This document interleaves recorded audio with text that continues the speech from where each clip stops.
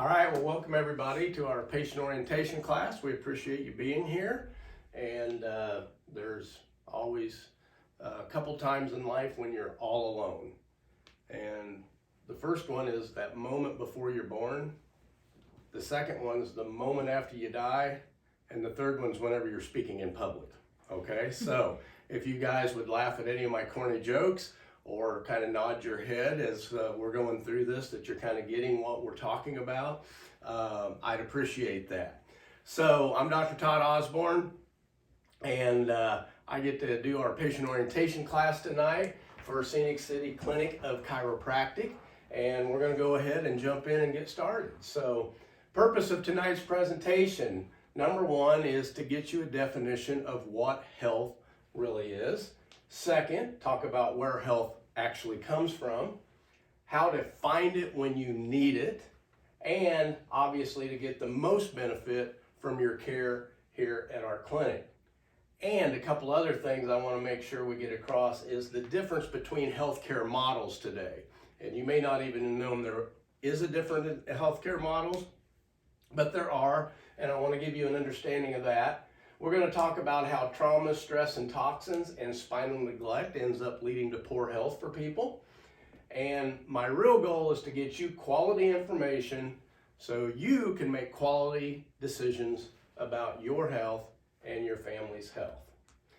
I do want to ask permission before we get started. I am going to be talking about some things that is maybe completely different than what you've ever understood about health. And it may kind of even make you feel a little bit uncomfortable at times because it's new and you've never heard it before, or maybe you've just grown up in a completely different healthcare model than what I'm going to talk about tonight. So do I have everybody's permission to tell it like it is? Yes. All right, we're good with that? All right, well, let's get going then. First thing we want to talk about is a story about a patient. And this patient was 14 years old. And he was starting catcher on his high school baseball team. And he had had some low back problems throughout his middle school years. But at this point, when he was a sophomore in high school, he got low back pain and sciatica so bad that not only could he not play baseball, he could hardly get up and out of a chair. And so he had been setting out some practices, and then he missed a couple of games, and he had went to a local osteopathy doctor, and they gave him some treatment, but it didn't help. And the local osteopathic physician said, I think we need to send you to a neurosurgeon or to a back surgeon. And that didn't really sound very good to this 14-year-old young man at that point. And finally, his baseball coach said to him, he goes, listen, you need to go to my chiropractor. He's the only guy in the world that can get my hip back in place. So this young man, not knowing anything about chiropractic, did go to the chiropractor. They took films. They found the problem, showed him where that problem was, and started adjusting him. And in the matter of just a few adjustments, the sciatica was going away, his low back was feeling better, but more importantly than that, that young man was back to playing baseball and doing what was his life goal at that point in time. And without baseball, he just really didn't have anything else. So that young man got back to playing baseball, and I tell you that story because that young man was me. And that's when I decided I was going to be a chiropractor at age 14, because chiropractic had helped me so much, I wanted to help others with it. Now, I'm going to fast forward my story for you for just a moment. I did end up going to Palmer College of Chiropractic, and I studied to be a doctor there. And while you're there, the joke is at Palmer is if you don't have a bad neck or a bad back when you go into school, you will when you come out, because we have to practice on somebody, right? And I graduated from Palmer College and had developed migraine headaches a couple times a week. Pretty debilitating. I would typically get through my day at the office, but if I come home in the evening, I would just shut down, have to go in the bedroom, turn out the lights, close the doors, and get an ice pack and just lay there and wear it out. And this had been going on for some time.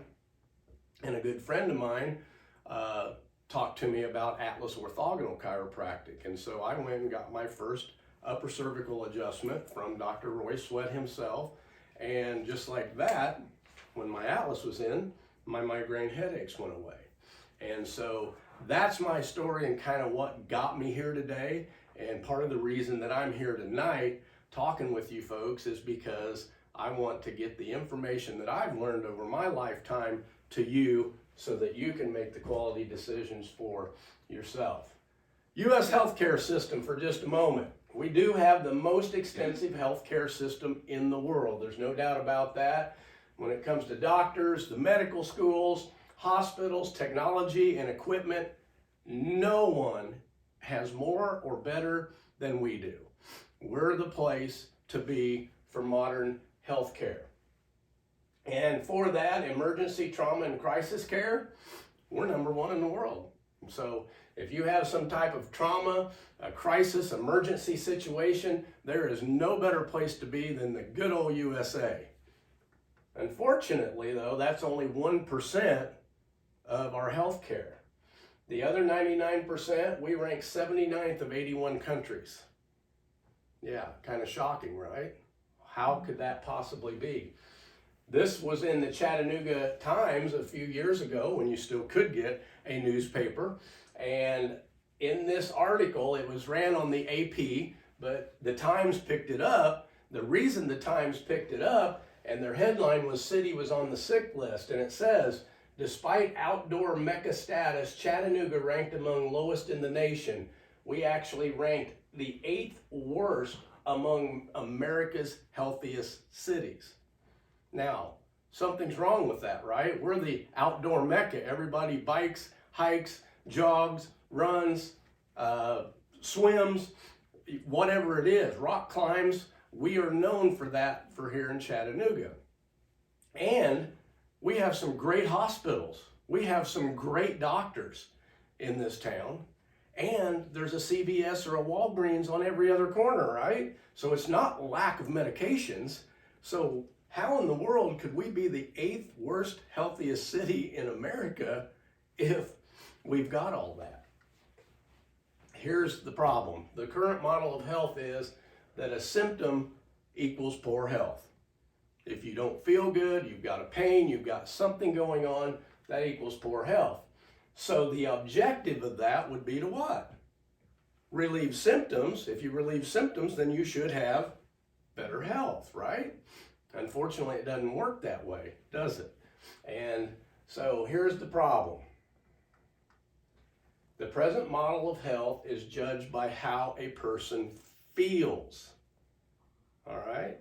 And so we're putting treatment to people based on how they feel, and you can be pain-free and symptom-free and be completely unhealthy, right? I tell the story of one time, this was back years ago, I woke up at 4 a.m. with a shooting pain in my jaw. And so I called my dentist. He was good enough to get me in on his lunch hour as an emergency patient that day. And sure enough, he checked me out and I needed a root canal. And I had no pain whatsoever until that morning at 4 a.m. Now, how many of you think that it was just something I ate the night before that caused that teeth to be in such a state of disease? No, that had been going on for at least months, if not years, for the problem to get clear down to the root, right? But I was completely pain-free and symptom-free till 4 a.m. So we can't judge by what our pain and symptoms are saying to judge. So the fallacy of feeling good. 3 leading causes of death: heart disease, cancer, and stroke. Early symptoms are none, none, and none. So again, we can't judge by how you're feeling, because would you agree with me that you've known people that seem to be super healthy, that maybe even in your family, and they jogged and they ate right, and all of a sudden one day they just had a heart attack? And it happens, right? So we're not able to judge by how we're feeling. And by the way, there is not one scientific definition of health that relies on how you feel. Here's the flip side of that. You can have pain and symptoms and be completely healthy. Now, what do I mean by that? What if you go out this evening and maybe you go ingest some tainted food? Maybe some food's been on the buffet too long and you ingest some tainted food. Well, sometime probably during the night into tomorrow morning, you're going to be like this young lady, right? Worshiping the porcelain god, as they say. Now, we would say she's getting sick, right? Now, here's my question for you. Is she actually sick or is she healthy? Now, before you answer that, let's think about it for a moment. If I put bad bacteria into my gut, would it be better for my body to go, oh, there's some bad bacteria, let's keep it in here, let's disguise it, let's let it get into the blood system and get into other organs? Or would it be better for my body to go, oh, we got some bad stuff here, let's get it out right now before it causes more problems? So we wouldn't say she's sick, we'd say she's violently healthy, right? So she's getting rid of that. So that's her body's proper response to that, even though she has pain or symptoms and she doesn't feel good. How about a fever? We talk about fevers. Do you feel good when you have a fever? I know I don't. My wife will tell you, I'm grumpy. No one wants to be around me when I have a fever. But I know that it's the best thing my body can do because the fever is raising the body's temperature. It's changing the environment. So hopefully the virus or bacteria or whatever invader is in there cannot survive in that environment. And just another one on that, when your fever goes up, it releases calcium from your bones. Now, why is that important? Because when calcium is released from your bones, it kicks in your T cell response or your immune cell response. So the fever is actually ramping up your immune system. And what do we tend to do? Oh, let's get the fever down. Let's get the fever down. Well, that's your body's natural way, even though you don't feel good during that time, to do that. Or to simplify it, it's like touching a hot stove, right? You put out and you instantly jerk back from that, right? Now, my fingers don't feel good, but I'm sure glad that they didn't feel good because I would hate to have to keep my hand on the stove until I smelled smoke before I pulled it off, right? So pain and symptoms are a good response many times to what's going on. Definition of health. There is not one definition in any medical text that you will find anywhere that defines health based on symptoms or how a person feels. It's always based on either the wholeness of the organism or optimal function of the organism. And I like optimal function because that's what we do. We try to return people's body to optimal function. Health is optimal function along with innate intelligence. What in the world is innate intelligence? Well, we're going to talk about that in just a moment. But first of all, understand that optimal function is variable. That changes. Your body is always adapting to its environment. And your function can increase or decrease depending on the health or the state of your body. Innate intelligence is constant. Innate intelligence is the body's inborn wisdom. All right, there's just an inborn wisdom when you're born that things know how to run and operate that you don't think about. All right, and the simplest thing that I can give you as an example is if I cut my hand, if I'm doing something and I cut my hand there, I don't go, oh my gosh, I'm going to bleed to death and die. No, all of a sudden, clotting factors come in. You're having an immune response that sends things there to clean this up if you've got any bad bacteria or germs in there. And then slowly, new skin forms over that. And if it wasn't bad enough to cause scar tissue, it heals back just like it looked before, doesn't it? Now, I'm sure all of you have had that in your lifetime. Did you think about making all that happen? Or did your body just know how to do it? It just knows how to do it. Nate, if you go out, let's say you go out in the springtime and you start hoeing the garden, you're doing your flower garden and you start hoeing your garden, there's something that'll form on here. Maybe a blister at first, but if you do it long enough, what forms? Callus. A callus, exactly. How'd your body know to do that? Did you think, oh boy, I've got to form some calluses here, let's get everything? No, it does it automatically. And by the way, there's a difference between you and the hoe handle, isn't there? I've never seen a callus form on a hoe handle. So there's something inside of you that's not in that hoe handle, right? And that's your innate intelligence at work. Let me explain it a little bit differently. Anybody know who that guy is? All right, we've got one. It's Billy Joel, right? And Billy Joel is famous for what song? Surely all the generations know this. If you don't, then I'm getting way too old. But Billy Joel's known for The Piano Man, right? So if you had bought tickets to go to a Billy Joel concert, you are looking forward to him singing The Piano Man because the entire crowd's going to sing it with him. Billy Joel has probably sang that song 10,000 times or more. So would you agree with me? He doesn't have to think about it. He's just going to play it, and he's going to play it near perfect every single time because he's done it so many times, right? But what if you get to the concert and what they've rolled out on stage for him is some old broken down piano with some broken keys, it's out of tune? What are you going to expect?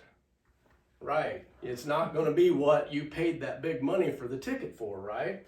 Well, Billy Joel is like the innate intelligence. The piano is the function. Remember I said the function can change? And as a result, this would be the health. So what do we get if we go and we find that he's got a beautiful new grand piano, finely tuned? We're going to hear exactly what we should. And your health is no different. The innate intelligence who knows what to do every time is reliant on your function or structure, and that is the expression of your health. So hopefully that helps you understand your innate intelligence or your body's inborn wisdom a little bit more. So health isn't about symptoms at all. It's all about function and how well your body is capable of functioning. See, health is your birthright. You were designed and born to be healthy. You were designed to be able to adapt to your environment and have health restored no matter what adverse events come against you. The real question then is what limits our body's ability to function properly? So let's get into that, okay? So we're going to go through some anatomy. Don't worry, this is not going to be a 4-year anatomy and physiology class, but we need to understand this a little bit. So what do you think the most important organ in the body is? All right, I had a couple people in here that already know what that is. It's the only organ totally encased by bone, so would you agree with me that the most protection would be around the most important organ? I think so.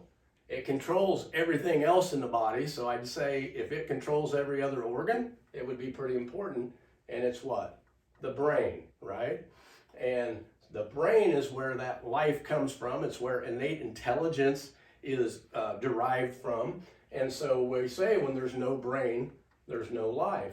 And innate intelligence has to be utilized by the brain and the nervous system to control every other organ and run your body and have that inborn wisdom do what it was designed to do. The second most important organ in the body is the spinal cord, because that is the connection between your brain and the rest of your body. So the millions upon millions of signals every day go up to the brain, it's processed, they come back down. And so that's how your body responds all day long to operate and function. It's also highly protected by bone, and it connects the brain and the rest of the body together and allows that needed communication. So let's talk about it for just a moment. The spinal anatomy, we have 2 iliums down here and the sacral bone that makes up your pelvis, and these are the SI joints or the sacroiliac joints. Then we have 5 lower back vertebrae that are these large vertebrae called lumbars. We have 12 thoracic vertebrae in the middle of the spine, and those have all the ribs. If you can see Mr. Bones over there, those have all the ribs connecting to them. And then we have 7 neck vertebra or cervical vertebra, and then the occiput or the bottom of the skull comes down and sits right on top of that. And this is the top bone called the atlas, and we'll talk about its importance a little bit in a moment. Now, I said there's 7 neck vertebra or cervical vertebra in humans. Here's my first quiz of this evening for you, is how many cervical vertebra do you think a giraffe has? Any guesses? 42. How many? 42. 42, okay, good. Any other guesses? Well, kind of a trick question, believe it or not, 7. And here I found this picture, 1, 2, 3, 4, 5, 6, and there's that atlas to make 7 up there.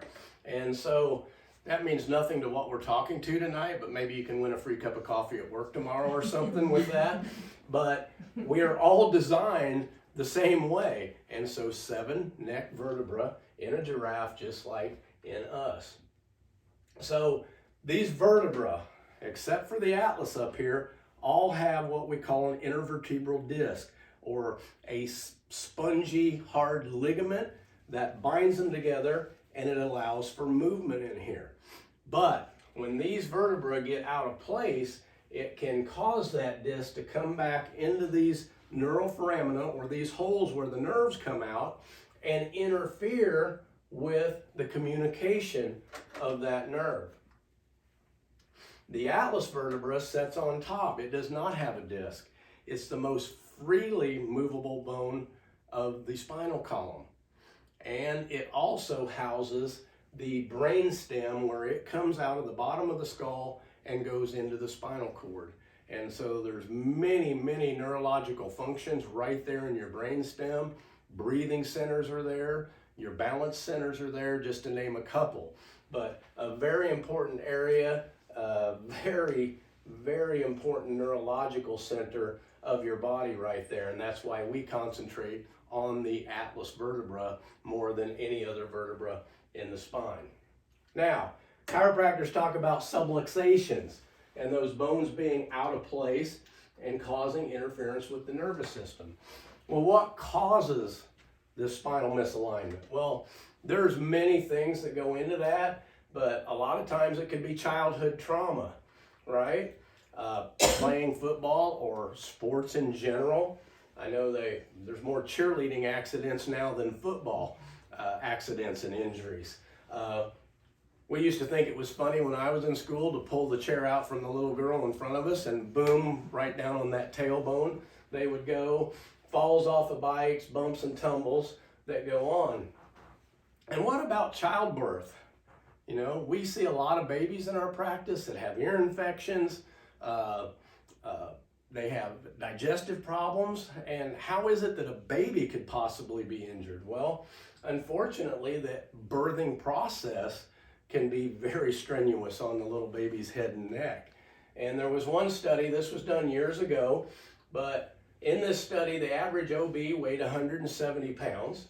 The average baby was 7 pounds, okay? I agree with that. And what they did is they had the OBs demonstrate on a model how they used the baby's head to torque and pull to help the natural birth process. And they measured that force.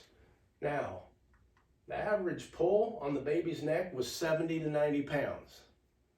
Would anybody in here take a baby and pick them up by their head? That would be 7 pounds hanging on that. No, we would call the authorities, right, for child abuse if somebody was doing that. But yet, they're trying to assist, but using so much leverage and pull on the baby's neck, it's very understandable how these babies could come out and have neck problems right from the birthing process. And as adults, we have all kinds of injuries, right? Slips and stumbles.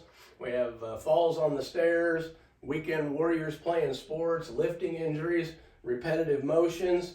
It goes on. And Here's even back in the time when President Obama was in office, and here he is banging his head getting into the helicopter. And so I always said I wanted to adjust him because I know he had to be subluxated after banging into that. But nonetheless, we're all susceptible to these things that go on in life. And how about car accidents? I always do a little poll. It used to be that 2 or 3 out of every 5 people will be in some type of car accident in their life. So I'll just poll in here. Has anyone in here been in a car accident, even if it's a fender bender? Just a little car accident. Anybody? Almost everybody in here, right? And how about you've been in multiple, more than one? Okay? And I've been in 3 or 4. And so those can cause trauma. Now, the problem with it is people will be in a fender bender and say, oh, I wasn't hurt, or there was very little damage to the car. But unfortunately, even low speed impacts can be dangerous. The reason they're dangerous is because it may not even cause any car damage, but they have proven now that at 4 miles an hour, there can be ligament damage in the cervical spine or in your neck. And the problem with it is it's delayed effects because it doesn't hurt right there, especially if you've been in an accident. You hear screeching tires, the crunching, and man, you get an adrenaline rush, an endorphin rush, and so you're all, pumped up, and you're like, are you hurt? No, I'm okay. I don't need to go to the emergency room. I'm fine. And so you go home and maybe you're a little bit sore for 2 or 3 days, but some ice or heat and some TLC, it gets to feeling better. And then what we see is 6 months to a year down the road, people come in and go, I'm having neck pain, shoulder pain, headaches, and what started? I don't know, it just came on. Have you ever been in a car accident? Yeah, 6 months ago, but I wasn't hurt. The thing was you were hurt, you just weren't hurting yet. Kind of like that tooth of mine. It had a problem long before it started hurting. Other causes of subluxation are toxins and stress. But I know that no one in here has any toxins in their environment, and certainly no stress in today's environment, right? But yes, stress can cause this because the stress is a part of what? Your nervous system. The nervous system then connects to your muscles. Your muscles connect to your vertebra. And so stress can cause subluxation. And toxins certainly can too. I put this up at, it's the Flaming Hot Cheetos, because I just tell a quick story on this. Obviously, there's lots of toxins out there, from medications to what we breathe in the air, what's in our water, and certainly our food and processed foods. The reason I bring up Cheetos is not to pick on Cheetos. I loved Cheetos when I was a kid. I still kind of love Cheetos, but I try to limit how many I'm going to have. But the Flaming Hot, that powder they put on there, that's the hot stuff, right? When they were developing this in their factory or processing plant, the guy that was in charge of this and putting that stuff on, it was spraying up, and he breathed enough of it in that it ate the linings of his lungs and he died. All right? So if you're going to eat Flaming Hot Cheetos, understand that it is toxic and don't breathe while you're doing it, okay? Because maybe your stomach can handle that stuff, but your lungs cannot. So that's just a quick example. So what gets us to where we're at right now? It's the cumulative effects, okay? So maybe you had some birth trauma when you were a kid, and then you played high school sports, and you had rough and tumble as a kid and falling off of bikes and jumping off of roofs and whatever you did. You've been in a car accident or two, and you're extremely stressed out at work, and you eat Flaming Hot Cheetos every day for lunch. And so all of that put together gets us to where we're at, and that is going to indicate how your body is functioning, because all of that is going to affect your nervous system. Anybody know who that guy is? Okay, we have one in here that still knows who that guy is. That is Christopher Reeve. And when I was a kid, he was Superman. All right, and I know there's been a lot of new Supermans now, but for me, all of those are just cheap imitations. This guy was Superman. Unfortunately, in real life, Superman got thrown from a horse and he had a fracture in his upper neck. Now, most people have a fracture down here in the lower neck when you hear of somebody breaking their neck, and they can end up paralyzed, from the neck down, right? Well, this guy, it was up here in the upper cervical area. And remember I said that gets into the breathing centers. And if you knew, he did live for some time. They were very fortunate to get him emergency care right away, but he ended up having to be on a respirator the entire rest of his life. He could never breathe on his own again because this area was affected, along with being paralyzed.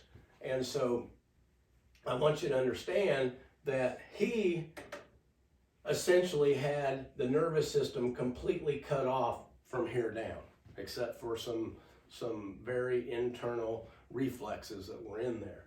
So essentially we said no brain, no life, right? Well, the brain couldn't communicate from here down, even to his breathing muscles. And so he was unable to breathe on the respirator all of his life.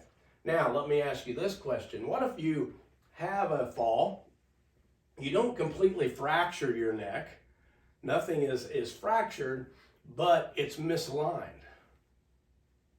And it's not misaligned enough to completely cut off the spinal cord the way his was, but it's misaligned enough to put some kind of pressure or interference into the nervous system.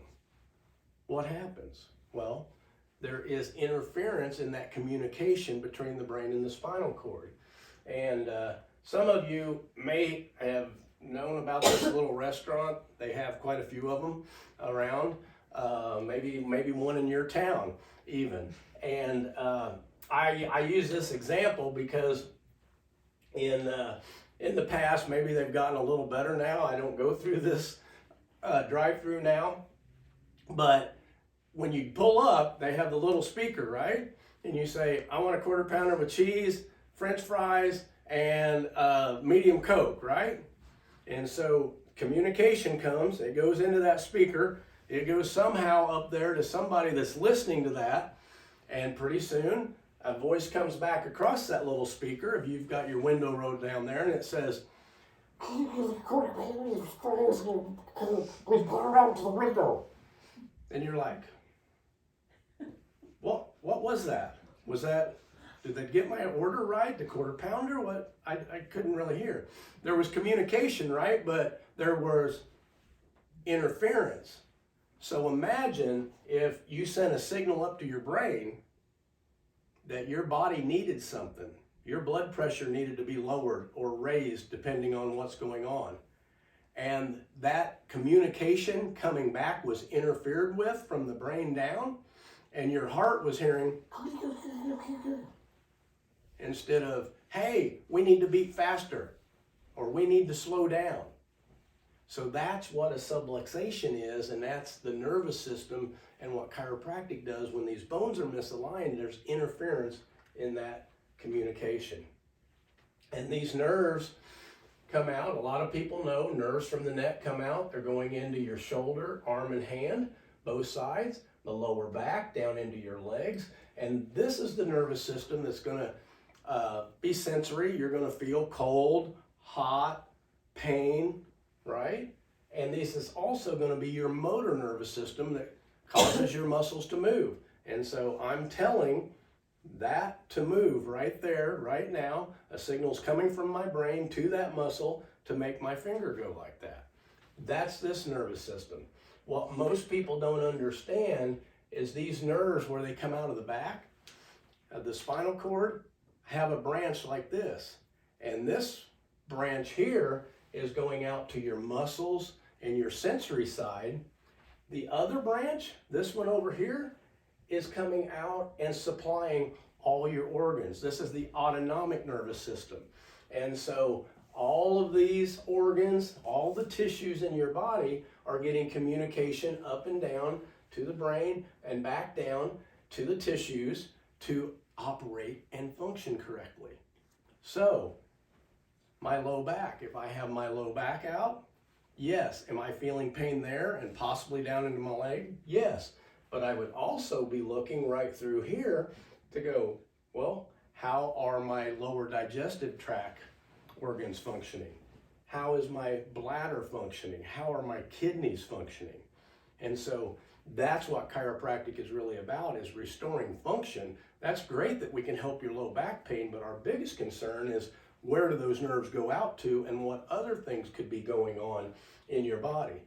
And this atlas right up top here, you'll see these green or bluish nerves. They come all the way down and supply everything from right up here. And that's why we are so involved with the atlas vertebra, because not only can it affect the organs going directly here, but it can affect everything all the way down. So I'm not going to go over a lot of this, but Dr. Sue was a spinal biomechanics expert, and he was at the University of Colorado, and he did a bunch of research. And what he found was the weight of a dime on a spinal nerve would reduce that nerve transmission by as much as 60%. So if you guys could just imagine the weight of a dime, doesn't feel like that much, right? But that much on a spinal nerve would reduce it by as much as 60%. Now, I don't know about you, but I don't want my heart getting 40% communication. I don't want my stomach getting 40% communication. I don't want my immune system getting 40% communication. I need it to be as near 100% as possible. It's like this: if you take your wrist and go right up above the center of your wrist, put some pressure on there, some pretty good pressure. You guys can go ahead and do it. And it'll take just a few seconds, and you'll start to feel kind of a little tingling numbness in your fingers, or they'll kind of feel cold for a second, okay? That, you can stop doing that now. Don't give yourself carpal tunnel, okay? But that is median nerve pressure. There's a nerve right there. That's not blood, that's the nerve. And when you put pressure on that, you can feel it where? Out here. You feel pressure here, but you're starting to feel the effects here. Same thing with your spine. It may be out here, but where are the effects of that pressure coming into? The atlas vertebra, very important to us, and we know that the atlas ideally should be level, and then the head and neck should be straight up and down to that. You can obviously see in this picture, it's tipped up, the head and neck are misaligned. Now, I always want to get together at maybe a big conference where there's a lot of engineers or architects and say, if you were building something, which one of these would you rather build? And I guarantee you every one of them is going to say this one, right? No one wants that. And so simply, everyone should have their head on straight, if you will. And that's our running joke here. But what happens is once that atlas is out of place and tips, then I say you never see somebody walking down the street like this. They'll be walking down the street like this to keep your eyes and ears level to the horizon. Well, you won't walk like that long because your lower back will want to shift in under to try to keep your center of gravity. And if you guys could take an x-ray of me right now, how many of you think I'd have a spinal curvature in here? Exactly. But it all starts up here. And then that's why we get problems when this gets misaligned. The next thing you know, we have shoulder problems, back problems, hip, knee, foot pain that goes on. And so this is the healthiest function that we can have. When it's out of balance, then we know things are not functioning like they could, and it can lead to ill health and sickness for folks. So now let me cover 4 things that lead to problems for people. Number 1, putting off getting a problem checked. Okay, I think we all could probably be guilty of this in some way, shape, or form, right? But simply put, what if you have a leaky roof and there's just a little bit of a stain coming through on the roof and you go, it isn't that bad. Maybe it'll go away on its own. And does it get better on its own, or does it get worse over time? Yeah, things get worse. They don't get better, right? And so hopefully you don't put it off long enough that you have major problems, because you're going to have a lot more damage to take care of and repair here than you would have in the beginning. So we say the 5 most dangerous words in the world are, maybe it will go away. All right? I think we're all have probably said that at some point in time. And common sense and reality is something only goes away when what's causing it goes away. And that's why chiropractors look for the cause of the problem, not just how we can treat the problem or numb the problem or make the problem go away. And we are a society, we've got every pill and potion out there, right? And of course, now we've all been through the opioid epidemic. Did it relieve pain? Absolutely, it relieves pain, but unfortunately, it created a lot of other problems for folks. So we cover up the problem. It's like if you're driving the car and the check engine light comes on, you can get some duct tape and just put over the top of that and keep on driving, can't you? How many people think that's going to be good in the long run for your car and your repair bill, right? Well, unfortunately in life, we are like in too big a hurry, right? Oh, I got to do this, I got to do that. I'll just take some pain medication and I'll keep going. It's like putting duct tape on your engine light, and before long you blow your engine, and once you do that, then we've got major problems to repair. Missing appointments. If you're a patient here, you know that you've been given a schedule of care, and there's a reason for that, because there's a recipe, if you will, for getting the very best results that you can get. And that's our responsibility to give you that recipe so that you can get the best results. And that's our goal and your goal in here. And there's also timing in a recipe. If you're gonna maybe enter the Great Baker contest and you've got to build one of these beautiful cakes, you have to follow a recipe and you have to have the correct timing, right? There's a certain way those the ingredients, go in to that recipe, right? So you have to do this first, the eggs, the flour, the milk, or whatever, and then you add this, and you add this, and you add this, and eventually you put the batter into pans, and then you have to put it into the oven, and it has to be in there a certain amount of time, right? And then when it comes out, it has to cool for a certain amount of time before you put the icing on. I learned that the hard way one time. Baked a cake. It was a pancake, and I'm like, oh, well, I'm just going to go ahead and put the icing on there now while it's warm. And I came back, and there was no icing. It was gone. It had all melted and soaked in. And so the timing was off. So if you mess up the timing of your schedule, you mess up the recipe, you may still get something that kind of resembles a cake, but it's not going to be the type of cake you want. So that's why we're so insistent on you following your plan, staying on your appointments, so that we can get the best cake or the best results in health that we possibly can for you. And we're in a hurry-up society, right? Everything's got to be fast, fast, fast, hurry, hurry, hurry. We've all got our cell phones so we can get communication immediately, right? And so here's the big problem with that. Your body has an internal clock. It's called the 90-day healing principle. And I don't care whether you sprain an ankle, you break your leg, or you have a heart surgery, it's going to be about 90 days minimum for your body to completely heal. And it's like, we're no different than that in the chiropractic world. My mother, several years ago, God rest her soul, had to have open heart surgery. And afterwards, of course, she was eager to get up and get going again and function normally. And I still remember the doctor came in and she said, well, how long am I going to, be like this? And he goes, Mrs. Osborne, you're going to feel much better in about 3 months. I went, that's what I tell all my patients. I'm like, guess what? They work with the same bodies we do. And it's a 90-day healing principle, give or take, depending on your condition and how you're functioning to get that. So we have to go by that. You can't rush nature. It's just the way God designed us. And it's just like this. To have a full-term baby, how many months does it take? Everybody knows, 9 months, right? Why is that?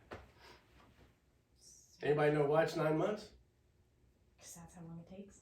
Yeah, exactly. I have no idea. But that's just the way our body is wired, just like it's wired for the 90-day healing cycle. So I didn't create it, you didn't create it, it's just what we have to work with. Now, how about some principles for a healthier life? We said earlier you are born to be healthy. We're going to go clear back to conception, right? cell replication starts. You had a cell from mom and a cell from dad that came together. And you had a certain number of DNA chromosomes from mom and a certain number from dad, and they came together, and you started as one cell. Does everybody agree with me? Basic biology here.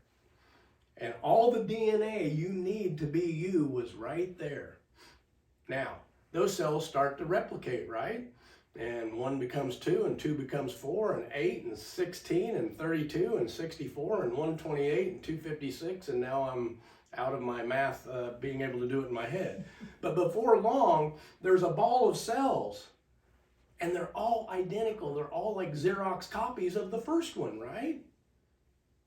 Now, here's the question for you. Here's where we go from flat Earth to round Earth. You ready? How do those cells know whether to be a heart or a big toe? Well, something starts to develop in those cells. It's called the primitive streak. That is going to turn into the notochord. The notochord starts to give signals to these cells, and from these signals, the notochord becomes the central nervous system eventually, but from these signals that start early on in those cells, this group of cells starts to turn into an arm and a hand, and this group of cells starts to turn into lungs. And this group of cells starts to turn into a bladder. And this group of cells starts to turn into a big toe. But they're all the same DNA, but they have to have a signal coming from somewhere that tells them what to be. And so that notochord eventually is the central nervous system, and that not only controls the growth and development of the fetus, but the newborn and throughout life. The nervous system controls every process in the body. I think we agree on that, and we can look at all the medical texts and the physiology texts that you want, and they'll all say that. Whether it be your heart, your lungs, your digestion, your hormones, your immune system, and they're all automated, right? Things that you don't think about. Here's what some people don't know. The body is in a constant state of cell replication or healing, if you will. And what do we mean by that? Most of you know that your skin cells slough off, right? They die off. And what happens? Do you run out of skin? No. New skin forms, right? Did you know that that's going on in all the other organs of your body? And in your heart, eventually those cells die off and new ones are formed? Well, in the beginning, where was the signal coming to tell those cells how to function and what to be? Coming from the nervous system, right? Well, guess where it still comes from? The nervous system. But what if we have interference in that nervous system and these new cells are trying to replicate and replace the old ones that are dying off, and it's not getting the proper communication? That's where we run into problems. By the way, every 7 years you get a whole new body. Some of this stuff goes a little faster than others, but in 7 years you should have an entirely new body. And so I always say my wife couldn't wait till our 7th year of marriage since she thought I would look a lot better. I still looked the same thing. It was just that it was newer stuff that looked the same way, right? So that interference in the nervous system is what causes us problems. Chiropractors restore function. We remove the subluxation. That allows the body to heal itself. We get the flow of the nerve energy to the body, and we allow the body to function the way it was created and designed to function. And so I always say, what if I was trying to grow a garden and I had a sprinkler system set up going to that garden, and someone pulled in my driveway and parked on the garden hose and left it sitting there? Well, this is not going to get any water, and unfortunately it's going to look like this, okay? Now, me, being the genius that I am, say, hey, would somebody back up that car off the garden hose? And they back the car up off the garden hose, and the sprinkler kicks in again, and in a few weeks, I've got this beautiful flourishing garden. Now, if I was the one that knew to back that car up off of that garden hose, did I have anything to do with these flowers blooming and being created? Not a thing. I have no idea how to make a flower bloom. I have no idea how to get that little seed to sprout, and I have no idea. All I did was remove the interference and let everything function the way God designed it to. And that's what we do as chiropractors. We remove that interference and allow your body to function the way it's supposed to. I always have to pay homage to my mentor. This is Dr. Roy Sweat. He was the inventor of Atlas orthogonal technique and the instrument that we use to adjust the upper neck. And he's still practicing a few days a week in Atlanta, Georgia at the age of 94. So there's something to be said for keeping your Atlas in alignment and keeping your head on straight. And we say thank you to Dr. Roy Sweat for giving us this gift that we're able to pass on to you. The medical approach, real quickly. They operate on the symptom relief model, okay? The pain model or the symptom relief model. They treat the body as individual parts rather than as a whole, and because of that, there's side effects to everything. They're treating the heart, but the medication they're giving you for the heart has effects on all the other systems in your body. And before long, you've got a problem there, and now you have to take another medication for the problems or the side effect, and it's this vicious cycle that we get on, right? And the pharmaceutical companies, they make billions upon billions of dollars based on what? The symptom model, okay? And so just a few things on drug companies, and I'm not talking necessarily about evil people here, they're money people. They spend 80% of their budget on marketing, and it's a pretty big budget. Last year, Americans spent $539 billion on drugs. From 2002 to 2018, their revenues were $11.5 trillion with gross profits of $8.6 trillion. Yet Americans have the lowest life expectancy, the highest suicide rate, and the largest chronic disease burden, even spending the most, $3.8 trillion on health care a year, or average of $11,582 per person.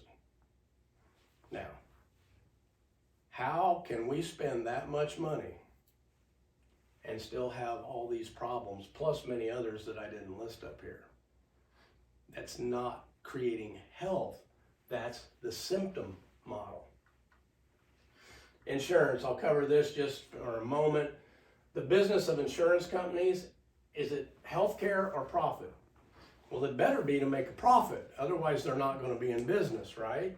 And so they base things on the symptom model. Only get rid of symptoms. They're not basing it on function. Here's what they ask doctors to do. The least amount they can in the shortest possible time at the cheapest price possible. We simply will not do that to folks. I wouldn't take my car to a mechanic that advertised this, and I'm certainly not going to a doctor that does this. It's a symptom system, not a function system. And so we say it's like a roll of the dice, and you get what you get when that dice comes up. So we won't gamble with people's health. And so we just simply eliminate the insurance. We're a private pay practice. If you've got great insurance, fantastic. We just take them out of the way. We do what we need to do. You pay us. We get you the best results possible. And then we'll give you everything you need to send to the insurance company so that they can reimburse you according to your contract with them. Purpose of chiropractic: remove interference, allow the nervous system to communicate with the body, and that allows your proper cell replication to happen or healing. And we say it's not about how you're feeling, it's how you're healing. And that's why we concentrate on function, or we operate under the function model, not the symptom model. And that, folks, is the definition of health that I told you we were going to talk about at the beginning. A little bit of proof in the pudding. We talk about spinal degenerative changes, and this is real. I won't spend a lot of time on it, but this is actual patients of mine from years past. This was a friend of mine that came in. This was his original. He came in, you can see spurring here, down here, disc degeneration starting here. And because he was a friend, he didn't follow through with my care the way he should have, and he dropped out of care. 6 years later, he came back in, and look what's happened in 6 years. A lot of advancement in there. So that's what we try to prevent, is this from getting any worse and moving towards surgical situations or very disease process situations going on in your body. Now this is a better story. This is a female, 30-year-old, came in, severe migraine headaches 2 times a week. Could not take care. She had 2 little girls at the time and was the Brownie Scout leader. And 2 days a week, she just had to shut it down. Go into her bedroom, close the doors, turn out the lights, and she couldn't be a mom, couldn't be a wife, couldn't be the Brownie Scout leader that she needed to be 2 days a week. And you can see the normal neck curve is drawn here, and this is what her neck looked like. This was her 30 days later. 30 days later, this neck curve comes in. Now, as a chiropractor, I'm super excited about that. I'm seeing this change. I'm going, that's fantastic. These discs are going to last longer. This is going to be a healthy neck if we can keep it that way. But for her, she got 2 days a week of her life back because she no longer had any migraines. And she wasn't taking 7 medications like she was before. And so when you count that up, 2 days a week, 52 weeks a year, that's 104 days. That's almost a third of every year. And if she had been suffering with these for 10 years, that calculates out to what? Over 3 years, right? Of her life, of the last 10 that she had lost. So that's what's exciting, besides seeing this structure change, is the function change that goes on. This was a 10-year-old boy who had sudden onset asthma. Was a little athlete, played all the sports. I was from a small town at the time. I knew who he was, and he was just the go-getter little athlete. He suddenly develops asthma. Can't even run a lap around the gym at school in PE. They had the air quality tested at school. They were going to all kinds, and everybody gave him an inhaler, and he was having to puff on this inhaler like 10 times a day to get through the day. So the grandparents were patients, finally brought him in. Well, when he came in, it's difficult to see, but I have it lined here. The yellow would be normal. The red line is where his alignment of his atlas, head and neck were, and you can see he's in quite of a kink there. We adjusted his atlas. This is his post film, and you can see it almost came perfect in there. But what's really fun is, guess what? No more asthma. And he, after his first adjustment, he used his inhaler once in the next 90 days. And I kind of questioned whether he really needed it then, right? But it had nothing to do with the air quality at school. And by the way, during the consultation, I'm like, have you had any traumas, anything like that? No, not really. When did this start? About 2 months ago. I'm going like, okay, that was early August, right? Yeah. Didn't you play Pee-wee football? Yeah. Did you get any bad hits? No, I'm one of the bigger kids, and so I dish it out. I don't take it. And I said, there's been no trauma. He goes, oh, wait a minute. There was the time I was talking to coach after practice, and my buddy came from my blind side and at full speed hit me from the side and just wiped me out. I go, when did the asthma start? And he goes, a day or 2 after that. I go, interesting. So guess what? Get that atlas adjusted. Female in her early 30s, you can see this atlas misalignment, and over here they return to normal. Now, this was one of Dr. Christie's patients, and she came in with a ton of lower back pain and couldn't walk at work. She had a job where she was on her feet at work, and she could only be on her feet an hour or 2 before she couldn't work anymore. And along with that, her and her husband had been trying to conceive for some time and even had gone through some fertility treatments to no avail.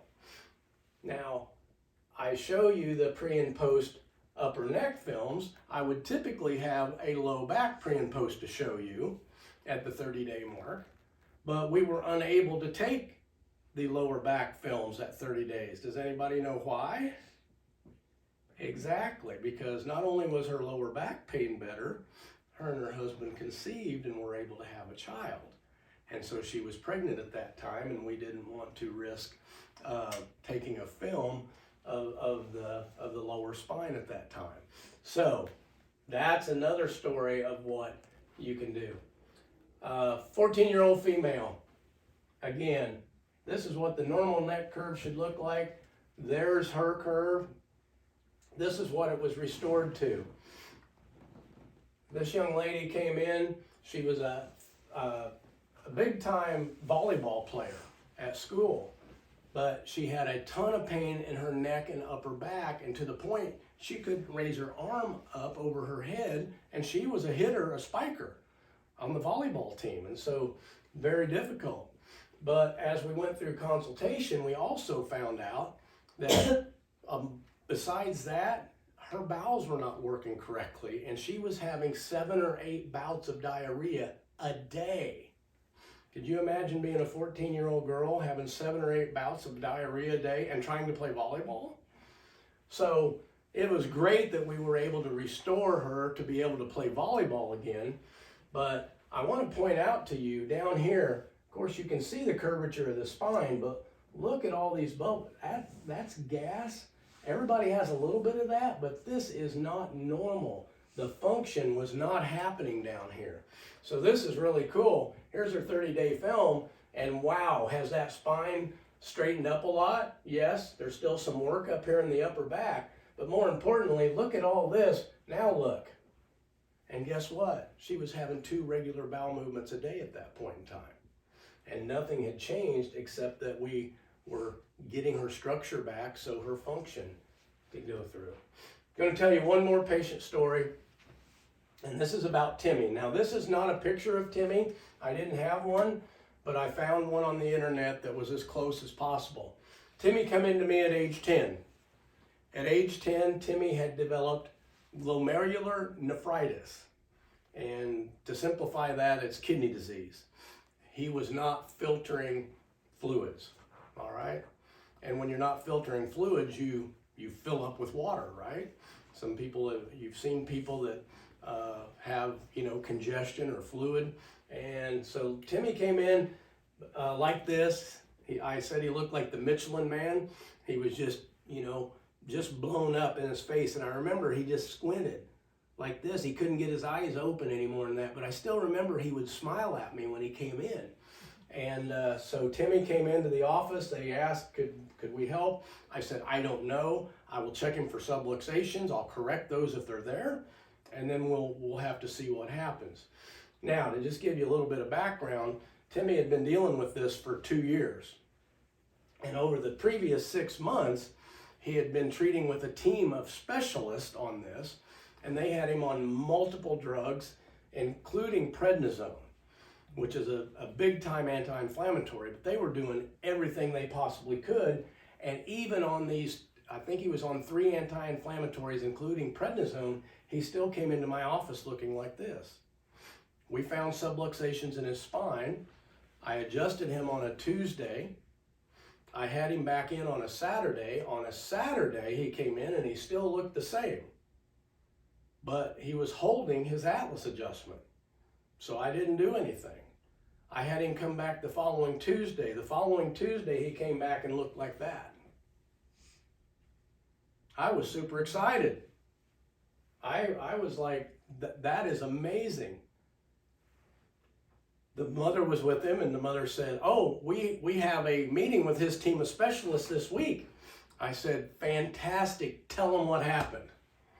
I was just naive enough at the time that I thought, wow, I'm going to have all the kidney specialists in the area referring to me so that we can restore their function, so what they're doing will work even better for their patients. Comes back in, and I said, what'd they say? And the mom says, they said the medications finally started working. Anyways, I under my breath, and I said, those dirty no goods. Well, unfortunately, I was not practicing the way I do today. I didn't have patient orientation class. So I didn't help my patients understand the need for ongoing care. And because of that, I feel, even though seeing these type of results, the parents and Timmy dropped out of care and stuck with the medical plan. And Timmy died at the age of 16.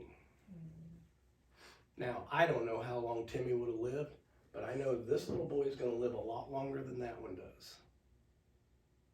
And I've always had to go to bed at night and sleep with that because I didn't feel like I educated him and the parents well enough that they could get the care that Timmy needed. And maybe he would have lived to be 17, 27, 47, or 77. I don't know. I just know that his body was functioning a lot better when he was in adjustment. And his kidneys were able to work like they hadn't worked in a couple of years. And I tell you that story because that's why Todd Osborne's here tonight. It's not because I like staying home an extra hour in the evening and missing Monday Night Football or whatever it is. It's because I made a pledge to myself that I was going to inform as many people about chiropractic as I could, and then they can make the decision, but I can go home and sleep at night because you now know and you can make your own decision about it. It isn't on me. So to conclude, health, it's proper function, right? You're designed to be healthy, and when your body is functioning the way it should, it can heal itself and adapt the way it should, and you can operate at your optimal level of health. To get the greatest benefit from your care, you've got to understand that it takes time to heal. We can't be in too big a hurry. We have to understand that 90 days is going to be the bare minimum, not necessarily to feel better, but to be completely healed. We're going to give you a schedule which is going to be a recipe for your best results. We have two things here to rely on, and that is our patient's health and our reputation. So we are always only going to give you the very best recipe or recommendations that we possibly can, because that's going to affect your health and ultimately our reputation. And hopefully you've learned tonight that health does not come from a potion or a pill, but from the inside out because of innate intelligence via the nervous system. And as us chiropractors say, health comes from above down and inside out. It never comes from outside in and down up. So above down, inside out, or ADIO is what we like to call it. I do want to spend just a moment for you folks to understand too, beyond the structural chiropractic care, we also have functional nutrition in our clinic. And the reason for that is we understand, remember I talked about the toxins and the stress that's going on? Your body needs the proper building blocks in order to heal and repair. We can restore function, but if it's missing those blocks, we can't build it the way it should be.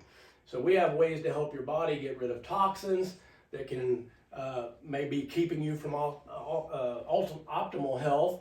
And we have several ways of testing. We say we don't guess, we test. We have an SRT, which is stress reduction therapy.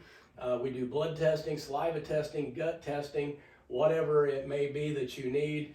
Here's a picture of me with our SRT unit, and so we can get to the bottom of what's going on with some of the function or maybe some of the discrepancies. And we also have a weight loss program, but we don't like to call it weight loss. It's a health gain program, and what we've found is you gain health, your body will automatically lose the weight. So we try to help you get healthy, not just lose weight. There's lots of ways to do that with the symptom model, but with the function model, if we can restore your health, then your body can lose the weight and be at your proper weight moving forward. With that, I'd just like to thank you all for being here. I appreciate it. It takes dedication to be here. Hopefully you learned something tonight. And if you did, if you learned one little thing, it was well worth my time to be here. Be blessed, be healthy, and we'll see you on your next appointment.